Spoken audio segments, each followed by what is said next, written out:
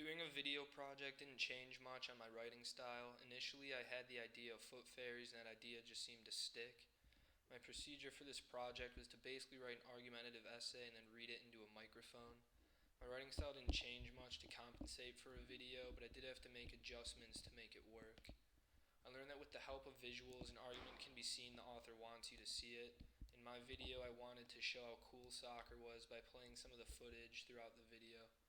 When making an argument, the author wants the audience to see the viewpoints from the author's perspective as much as possible, which is where visuals come in. Going back to this topic made me realize how little of a deal the term foot fairy is now. I haven't heard that term since early high school, so this video may have been more impactful a few years ago with the right audience. I never had any personal problems with this term, but I would still get mad whenever I heard it.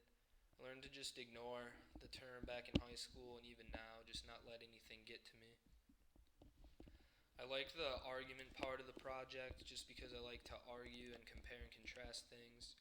I tried to get my own views across as much as possible, which is why my video was really long.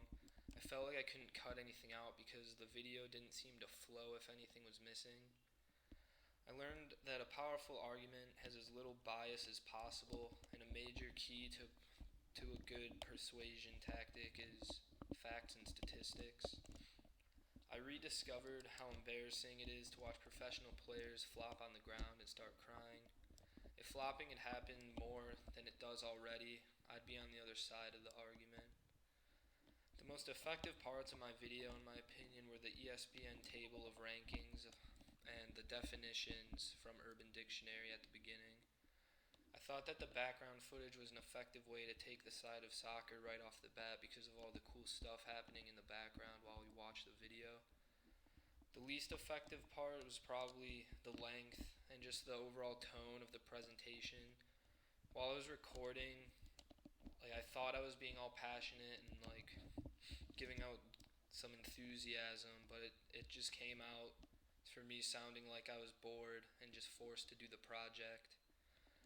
Overall, the video project, in my opinion, was not much different than writing an argumentative essay. It was interesting to change it up, but it felt like an inconvenience to make a video on something that could have easily been written.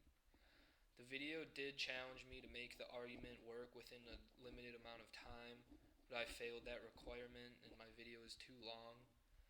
I learned that visuals are helpful at persuasion and could even make or break an argument depending what's on the screen when you're watching it. This whole project just matters because it's important to understand the different types of media and the styles used to write in different